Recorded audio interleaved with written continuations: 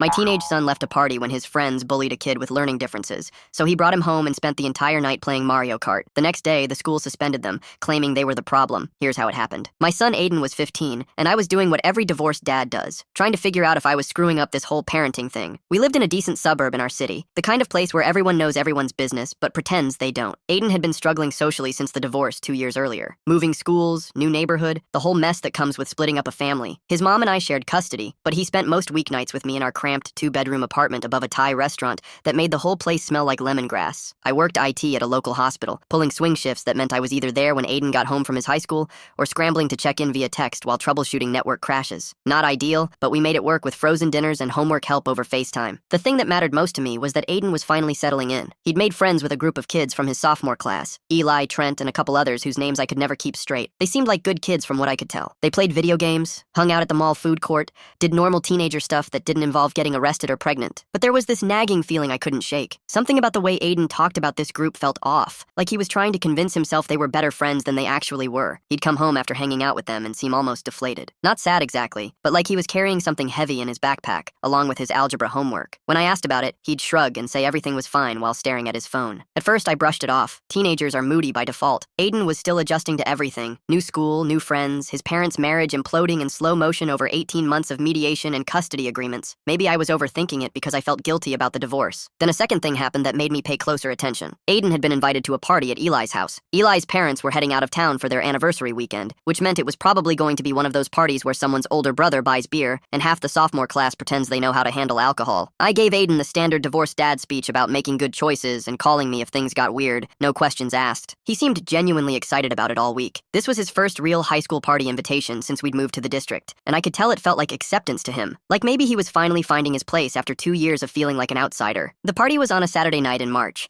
Aiden asked to borrow my Honda Civic, which was already pushing it since he only had his learner's permit and exactly 14 hours of supervised driving practice. But I figured Eli lived maybe 10 minutes away in the same subdivision, and Aiden needed to feel trusted. I dropped him off around 7:30, planning to pick him up at 11. That was our deal. I'd give him space to be a teenager, and he'd stick to curfew without making me play the heavy. At 10:15, my phone buzzed while I was watching some mindless Netflix show and eating leftover pad thai. Aiden was calling, which immediately set off my dad alarm system. Hey, what's up? You okay? Dad, can you come get me now? His voice sounded different. Not upset exactly, but strained, like he was trying to keep it level. Everything okay? It's not even 11 yet. Yeah, I know. I just want to leave, and I want to bring someone with me. That caught me completely off guard. In 15 years of parenting, Aiden had never asked to bring a friend home from a party. Bring someone home? Tonight? His name is Isaiah. He's in my English class. His mom can't pick him up until tomorrow morning, and he doesn't really have anywhere else to go. I had about 50 questions, starting with why this Isaiah kid was stranded, and ending with whether Aiden was in some kind of trouble. But something in Aiden's voice told me this wasn't the time to interrogate him over the phone. Okay, give me Eli's address again. I'll be there in 15 minutes. When I pulled up to Eli's house, music was thumping from inside, and there were probably 20 cars parked along the street. Aiden was standing on the front lawn under a streetlight, with another kid who looked younger and smaller, wearing thick glasses and clutching a Mario backpack like it contained his life savings. They both climbed into the back seat without much explanation. Aiden introduced Isaiah, who gave me a shy wave and said thank you for picking him up in a voice so quiet I had to turn down the radio to hear him. No problem, Isaiah. You live around here? About 20 minutes away. My mom works nights at the hospital downtown. She gets off at 6 in the morning. I glanced at Aiden in the rearview mirror. He was looking out the window, but I could tell he was listening to every word Isaiah said. The whole drive home, Isaiah didn't stop talking. He was telling Aiden about this new strategy he'd figured out for Mario Kart, something about taking a specific route through Rainbow Road that could shave almost 8 seconds off your time if you hit the boost pads at exactly the right angle. Aiden was actually engaged in the conversation, more engaged than I'd seen him talk about anything in months. He was asking questions about frame rates and asking Isaiah to explain some technique involving drifting through corners. When we got to the apartment, Isaiah immediately spotted Aiden's Nintendo Switch on the coffee table and asked if they could test out his Rainbow Road theory. Aiden said sure, and within minutes they were deep into a Mario Kart tournament, taking turns and calling out encouragement to each other. I ordered pizza and watched them from the kitchen while pretending to check work emails on my laptop. Isaiah had some unique mannerisms and speech patterns, but he was also genuinely funny and enthusiastic, and absolutely thrilled to have someone who wanted to hear about his gaming strategies. What struck me most was how natural Aiden was with him. No awkwardness, no condescension, none of that performative kindness that some teenagers do when they want adults to think they're being charitable. Just two kids genuinely enjoying each other's company over video games and increasingly ridiculous trash talk. Around midnight, I told them they needed to keep it down for the neighbors. Our upstairs neighbor was a nurse who worked early shifts, and thin walls meant everyone heard everything. Isaiah immediately apologized and asked if he could call his mom to let her know where he was. His mom sounded exhausted but relieved when I got on the phone to confirm everything was okay. She thanked me 3 times for letting Isaiah stay over and promised to pick him up first thing in the morning. They ended up playing until almost 2. Then Aiden set up sleeping bags bags on the living room floor. I could hear them talking quietly about school and games and some anime show they both watched until their voices faded into sleep. Maybe I was overthinking what was basically just a simple sleepover, but something felt significant about the whole thing, like I was watching my son make a choice that said something important about who he was becoming. The next morning, Isaiah's mom arrived at 8:30 sharp. She was about my age, wearing scrubs and carrying a travel mug of coffee that suggested she'd come straight from a 12-hour shift. She thanked me probably 6 times for letting Isaiah stay over and told me that he'd texted her at midnight saying it was the best night he'd had in months. After Isaiah left, clutching his backpack and promising Aiden they'd hang out again soon, I asked Aiden about the party. Why had he wanted to leave early? What happened that made him call me? Aiden was quiet for a long time, picking at the leftover pizza crust on his plate. Then he said, some of the guys were being jerks to Isaiah, making fun of how he talks and stuff. I didn't want to be around it anymore. That's when I started to understand what had been bothering me about Aiden's friend group for weeks. How long has that been happening? Aiden shrugged in that way teenagers do when they're trying to seem casual about something that's actually eating them alive. I don't know. They do it to other kids too. Anyone who's different, I guess. There's this girl Ava who has a speech difference, and they'll imitate her when she's not around. Stuff like that. And you're okay with that? I'm not okay with it. But if I say something, they'll just turn on me instead. And then I won't have any friends at all. I got it. High school social politics are brutal under the best circumstances, especially for a kid who's already feeling like an outsider because of his parents' divorce and switching schools. The choice between having problematic friends or no friends at all isn't really a choice for most teenagers. But I also realized this was one of those parenting moments where what I said next could really matter. Not in some after-school special way, but in a way that might help Aiden figure out what kind of person he wanted to be. How did it make you feel watching them treat Isaiah that way? Aiden looked up from his plate, angry and embarrassed that I was there. Like Isaiah was just trying to have fun at a party, and they were treating him like he was some kind of joke. I decided to get Isaiah out of there, and I didn't want to stay after that. That afternoon, Aiden texted Isaiah to see if he wanted to come over again next weekend to work on some Mario Kart time trials. Everyone said it wasn't a big deal when I started asking around about Aiden's friend group. Other parents at school pickup brushed off my concerns with comments about boys being boys and teenagers figuring things out through trial and error. Aiden's mom thought I was overthinking the whole situation when I brought it up during our weekly check-in call. She pointed out that Aiden needed friends, and this group was better than him being completely isolated like he had been for the first year after our move. Even Aiden's school counselor, Ms. Lee, suggested that as long as Aiden wasn't being bullied himself, I should let him navigate his own social relationships. She said most teenagers go through phases of questionable friend choices before they figure out what they really value in relationships. But I couldn't shake the feeling that something important was happening. Maybe because I'd been the weird kid in high school myself, the one with thick glasses and too much enthusiasm for computer programming before that was cool. Maybe because I'd seen too many situations at work where good people got pulled into bad behavior just to fit in with the group. Or maybe because I'd watched my son light up around Isaiah in a way I hadn't seen since before the divorce, like he was remembering what it felt like to genuinely enjoy someone's company instead of just trying to survive social situations. The thing was, I didn't have any concrete evidence that these kids were doing anything seriously wrong. Making fun of other students behind their backs isn't exactly criminal behavior. Every teenager says stupid things sometimes, and most of them grow out of it without any permanent damage to anyone. But I started paying closer attention to the little details Aiden would mention when he came home from hanging out with Eli and Trent. The jokes they'd make about kids in their classes, the way they'd deliberately exclude certain people from plans, the casual cruelty that Aiden was describing as normal teenage social dynamics. I was driving Aiden and 2 of his friends to the mall one afternoon in early April. Eli was in the passenger seat, and Trent was in the back with Aiden, and they were talking about their English class presentation projects. Trent mentioned that Isaiah had given a presentation about different types of trains used in freight transport the day before, and it had run about 10 minutes longer than the assigned time limit. Dude, that was so painful, Eli said, adjusting his seatbelt and laughing. He just kept going and going about cargo capacity and fuel efficiency. Mrs. Singh didn't even try to stop him. I actually learned some stuff from it, Aiden said quietly. I didn't know freight trains could pull that much weight. Why would you ever need to know that? Trent laughed. That's what Isaiah doesn't get. Like, we understand you're obsessed with trains, but you don't have to make it everyone else's problem. Eli agreed enthusiastically. Exactly. Like, we get it. You're different. But if you learned how to act normal for 5 minutes, maybe people wouldn't avoid you. I glanced in the rearview mirror. Aiden wasn't laughing along with them. He was looking out the window with this expression I couldn't quite read, like he was trying to solve a math problem in his head. When I dropped off Eli and Trent at the mall entrance, Aiden was unusually quiet during the drive home. Everything okay? I asked as we pulled into our apartment parking lot. Yeah, just thinking about stuff. But I could tell something was eating at him. He spent the rest of the afternoon in his room, supposedly doing homework, but mostly just staring at his phone. A few weeks later,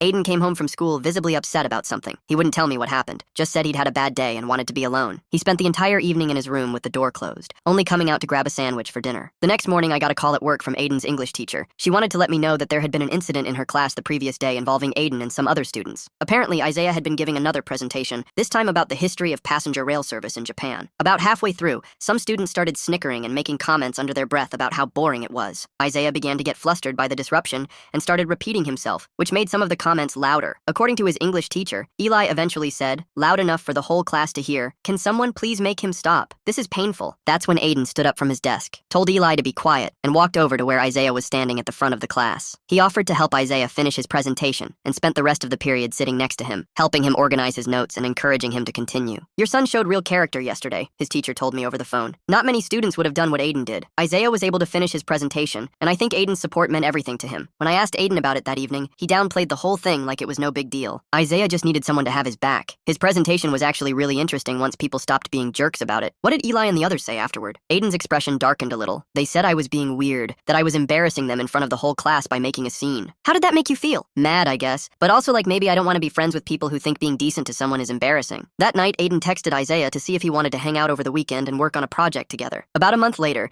Aiden came home from school with a black eye and a split lip. My first instinct was pure parental panic. Who hit my kid? Should I be calling the school? The other kid's parents? My ex-wife? All of the above while driving to the emergency room? But when Aiden explained what happened, I felt something completely different. Pride mixed with worry, anger mixed with respect. Eli and Trent had cornered Isaiah in the hallway near the gym before lunch. They were calling him names and pushing him around, trying to intimidate him or get some kind of reaction they could share with their friends. Aiden saw it happening as he was walking to the cafeteria. He told them to leave Isaiah alone and tried to walk Isaiah away from the situation. Eli said something like, "What are you going to do about it, Aiden? You going to protect your weird friend?" That's when Aiden shoved Eli backward into a row of lockers. Eli shoved back harder, and Trent jumped in to help his friend. A shoving match started before a gym teacher broke up the situation. All three boys got hauled to the principal's office, and I got a call to come pick Aiden up immediately. The principal explained the situation in her office, while Aiden sat beside me holding an ice pack to his eye. She said Aiden would be suspended for the rest of the week for initiating physical contact with another student. I asked what consequences Eli and Trent were facing for bullying Isaiah in the first place. "Well," she said, looking uncomfortable, "that's more difficult to substantiate. According to Eli and Trent, they were just having a conversation with Isaiah when Aiden attacked Eli unprovoked. Isaiah has difficulty articulating exactly what happened, so we have conflicting accounts." Did anyone ask Isaiah what he experienced? Isaiah becomes very distressed when we try to discuss social conflicts with him. We're trying to protect him from having to relive what might have been a difficult experience. I looked at Aiden, who was staring at the floor. "Aiden, what did you see happen?" They were pushing Isaiah around and calling him cruel names about not belonging here. That's when I told them to stop. The principal sighed. "Aiden, I understand you were trying to help, but physical contact is never the solution. There are proper channels for reporting inappropriate behavior." "What channels?" I asked, because it sounds like you're not actually investigating the bullying part. "Mr. Sullivan,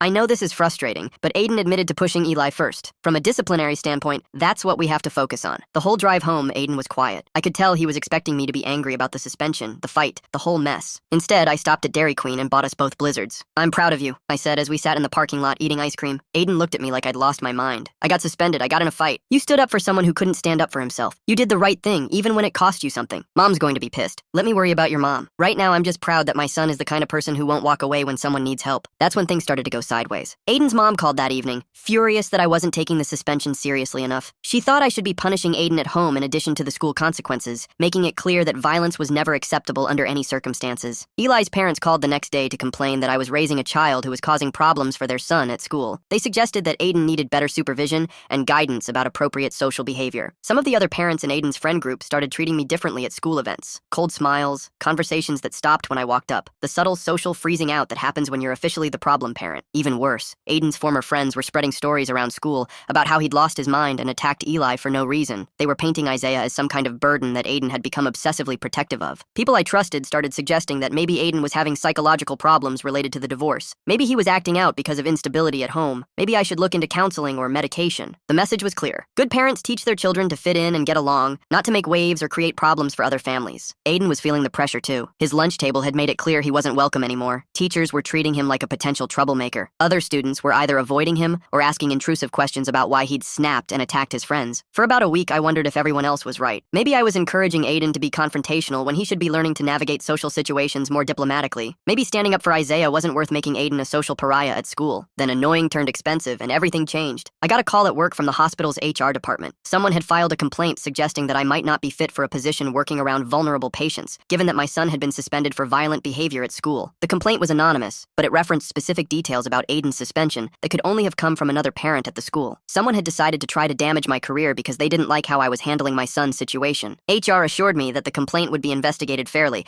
but I'd need to meet with a supervisor to discuss the situation. In the meantime, I was being moved to a different department, away from from any direct patient contact. The same week, Aiden's grades started dropping, not because he was slacking off, but because some teachers were suddenly grading him more harshly. His English teacher, Mrs. Singh, was still supportive, but his math teacher started marking him down for participation even when Aiden was actively engaged in class. His guidance counselor called to suggest that Aiden might benefit from anger management classes, even though he'd never shown any signs of anger problems before the Isaiah situation. The implicit message was that if Aiden could just learn to keep his head down and stop causing problems, everything would go back to normal. But normal meant Isaiah eating lunch alone every day while kids threw things at him from other tables. Normal meant teachers ignoring obvious bullying because addressing it was complicated. Normal meant good kids learning to look the other way when bad things happened to people who couldn't defend themselves. Now it wasn't just about Aiden's social life. It was about our financial stability, his academic future, and whether we could afford to keep living in a community that seemed determined to punish us for doing what we thought was right. I started seriously considering whether we should move to a different district, find somewhere Aiden could start over without the reputation of being the weird, violent kid. That's when Isaiah's mom called me. She'd heard about what happened at school, about Aiden's suspension and the problems we were facing. She wanted to meet for coffee to talk. We met at a coffee shop near the hospital on a Saturday morning. Lisa was her name, and she looked as exhausted as I felt. Single mom, working nights as a pediatric nurse, trying to raise a kid with unique needs in a world that wasn't always understanding. I need to tell you what Isaiah told me about that day, she said after we'd gotten our coffee and found a quiet corner table. Isaiah had come home from school that day and told his mom everything. How Eli and Trent had been targeting him for weeks, taking his lunch money, shoving him in hallways, following him to his locker to call him names. The day Aiden got suspended,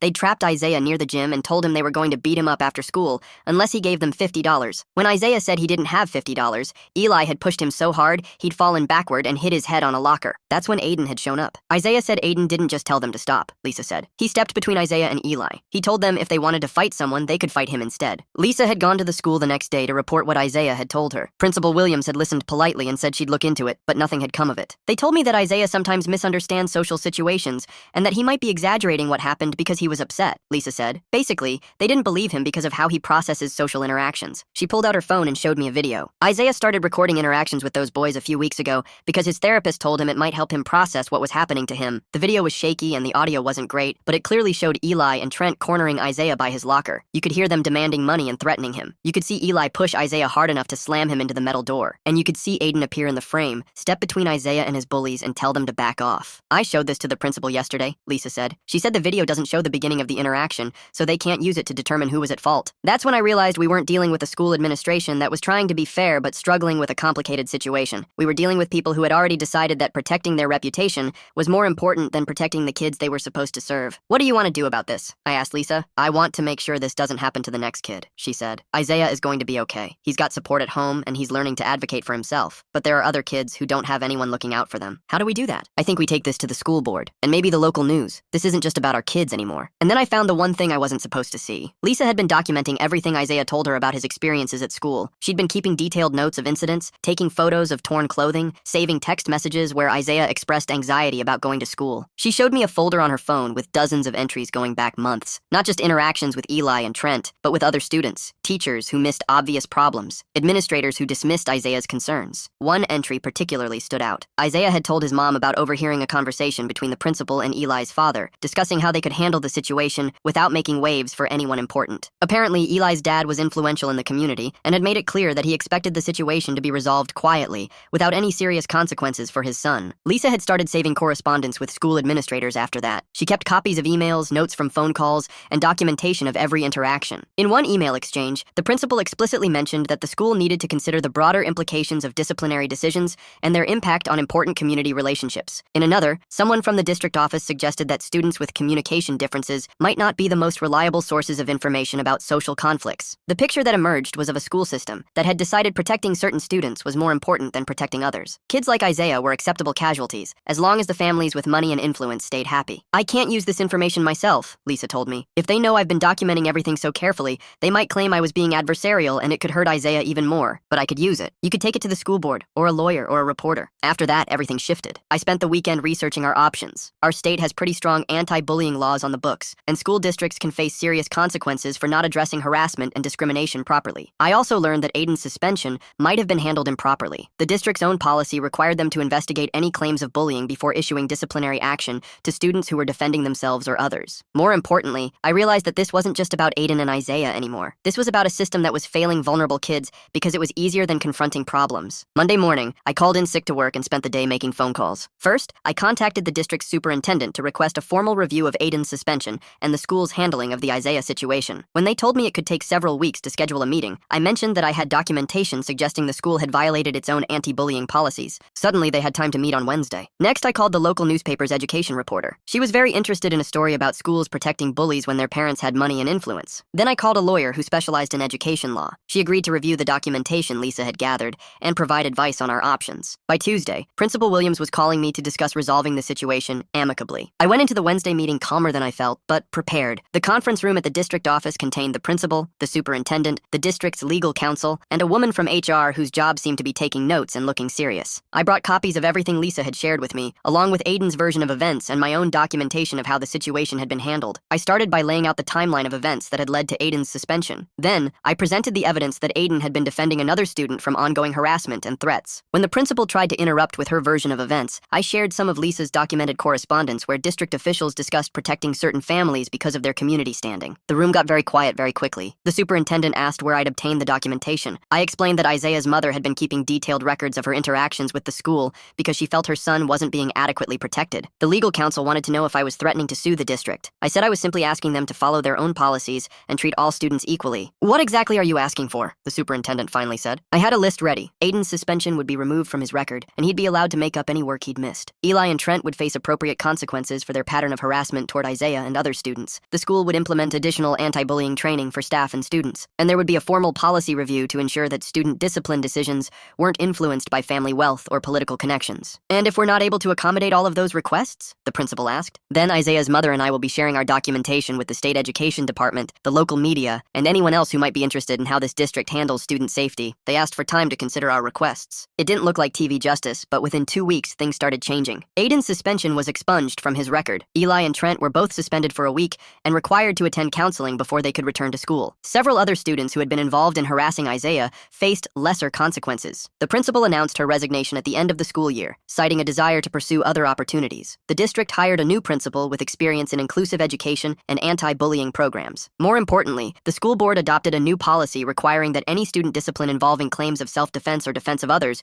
couldn't be finalized until after a formal investigation of the underlying incident. The newspaper ran a series of articles about bullying in local schools and how family influence could affect disciplinary decisions. It prompted similar reviews in other districts and led to some state-level policy discussions about accountability. Isaiah's mom sent me a text message with a photo of Isaiah eating lunch at a table full of kids, including Aiden. The message said simply, "Thank you." But the real change was watching Aiden discover what it felt like to stand up for something that mattered, even when it was difficult. The aftermath wasn't all sunshine and victory laps. Some families in the district still treated us like troublemakers. Aiden had to rebuild his social circle from scratch, which took time and wasn't always easy. But Aiden and Isaiah became genuine friends. They spent hours playing video games, working on school projects together, and having the kind of earnest conversations about life that teenagers have when they feel safe being themselves. Aiden's confidence grew in ways I hadn't expected. He became someone other students came to when they were dealing with bullying or social problems. Teachers started recognizing him as a leader instead of a troublemaker. Most importantly, he learned that doing the right thing might be costly in the short term, but it was the only way to sleep well at night. 6 months later, Aiden came home from school with news that Isaiah had been elected to student council. Apparently, his campaign speech about making school a place where everyone felt welcome had resonated with more students than anyone expected. I helped him practice the speech, Aiden told me that evening. He was nervous about speaking in front of everyone, but he really wanted to do it. How did it feel watching him up there? Aiden thought about it for a minute. Like maybe we actually changed something that mattered. The changes at school went deeper than I'd initially realized. Aiden started telling me about other kids who were finding their voices, speaking up when they saw unfair treatment. Teachers were paying more attention to social dynamics in their classrooms. The new principal had implemented weekly check-ins where students could anonymously report concerns about school climate. Isaiah wasn't the only student who benefited. Ava, the girl with the speech difference that Aiden had mentioned months earlier,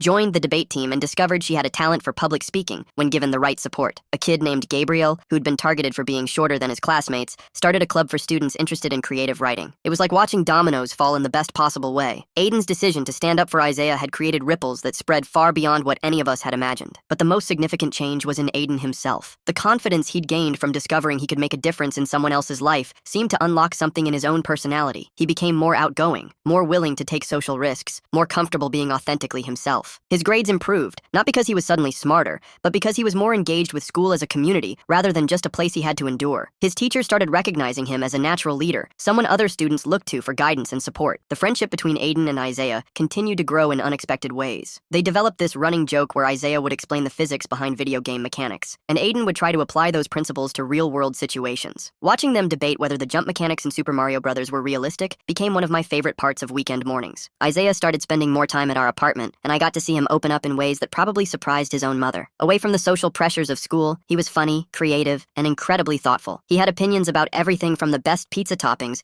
to whether artificial intelligence would eventually make human jobs obsolete. One evening, while the boys were deep into a Mario Kart tournament, Isaiah looked up from the controller and said, "Mr. Sullivan, thank you for letting Aiden be my friend." It was such a simple statement, but it hit me harder than I expected. This kid had been so used to social rejection that he felt grateful when someone simply treated him with basic kindness. "Isaiah, Aiden is lucky to have you as a friend too," I told him. "You bring out the best in each other." That seemed to surprise him. "Really? I thought I was just the weird kid he felt sorry for." Aiden paused his game and looked at Isaiah with complete sincerity. "Dude, you're not weird. You're interesting. There's a difference." "What's the difference?" "Weird is when people do stuff just to get attention or make other people uncomfortable. Interesting is when someone knows a lot about stuff I've never thought about, or sees things in ways I wouldn't have figured out on my own." Isaiah smiled in a way that suggested no one had ever explained it to him quite like that before. These small moments, watching Aiden learn to articulate his values and seeing Isaiah discover his own worth, reminded me why the whole difficult situation had been worth fighting through. The legal and administrative aftermath had taken months to fully resolve. The newspaper articles had prompted the school board to review policies district-wide, leading to changes that would affect thousands of students over the years. But the real victory was much smaller and more personal. Two teenagers learning that friendship doesn't require pretending to be someone you're not. Aiden's relationship with his mother also evolved during this period. Initially, she'd been frustrated with how I'd handled the school situation, worried that I was teaching Aiden to be confrontational and creating unnecessary problems. But as she saw the positive changes in Aiden's confidence and character, she started to understand why I'd supported his choices. During one of our co-parenting check-ins, she told me, "I was wrong about the Isaiah situation. I thought you were making things harder for Aiden by encouraging him to get involved, but I can see now that he needed to learn he could stand up for what's right,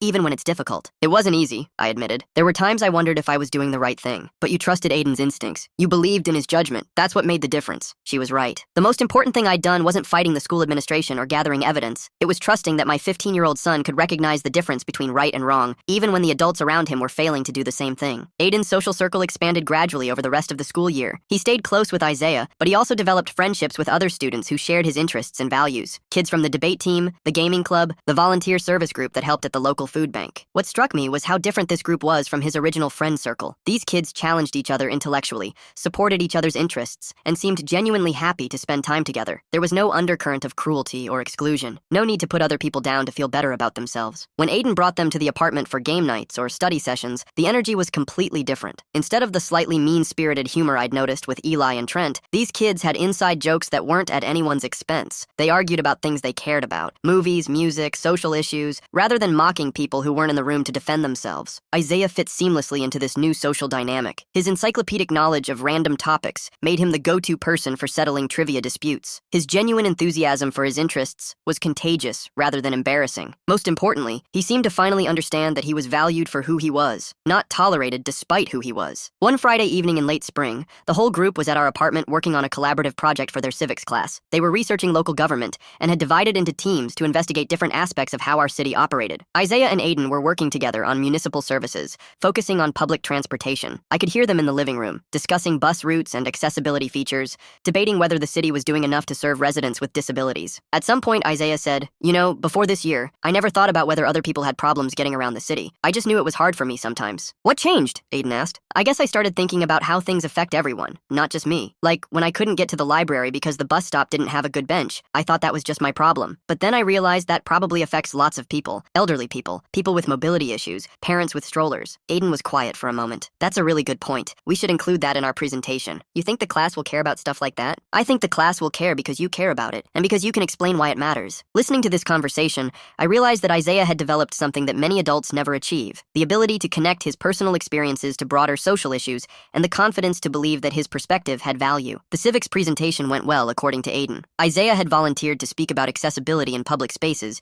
and his personal examples had made the topic real for his classmates in ways that statistics alone couldn't have accomplished. "He was really good up there," Aiden told me that afternoon. "People were asking genuine questions, not trying to make fun of him. It was cool to see everyone actually listening." "How did that make you feel?" "Proud, I guess. Not like I did anything special, but proud that people were finally seeing what I've been seeing all along." "Which is what?" "That Isaiah is smart and has important things to say. He just needed people to give him a chance." As the school year wound down, I found myself reflecting on how much had changed since that Saturday night when Aiden had called me to pick him up from the party. The boy who had brought Isaiah home that evening had been acting on instinct, following his gut feeling that something was wrong and that he needed to help. The young man finishing his sophomore year had developed those instincts into a more conscious philosophy about how he wanted to move through the world. He'd learned that standing up for his values might be costly in the short term, but that compromising them was more expensive in the long run. Most importantly, he discovered that being kind wasn't a sign of weakness or or naivety. It was a choice that required courage, especially when the people around you were choosing differently. The summer brought new adventures for Aiden and Isaiah. They signed up for a computer programming camp at the local community college, where Isaiah's logical thinking style and Aiden's creative problem-solving approach made them an effective team. They spent hours working on coding projects that combined Isaiah's technical precision with Aiden's intuitive understanding of user experience. They also volunteered together at the city's accessible playground, helping with maintenance and assisting during special events for families with disabled children. Watching them work with kids who faced some of the same challenges Isaiah had experienced at school, I could see how both boys had grown from their shared experiences. Aiden had learned to recognize when someone needed support and how to offer it without being condescending. Isaiah had learned to advocate for himself and others, using his voice to educate people who might not understand his perspective. That night, as I was getting ready for bed, I thought about all the parenting advice I'd gotten over the years. Most of it focused on keeping your kids safe, helping them succeed academically, and preparing them for college and careers. But nobody had told me that sometimes the most important parenting moments happen when you support your child's decision to make their own life harder in service of something bigger than themselves. Aiden's choice to walk away from that party, to bring Isaiah home, to stand up to bullies even when it cost him socially and academically, those weren't the actions of a kid who'd been taught to prioritize his own comfort and success above everything else. They were the actions of someone who'd learned that your character is defined by what you do when no one's making you do it. And that's when I realized I wasn't just raising a son. I was raising the kind of human being I hoped to be myself. The next morning,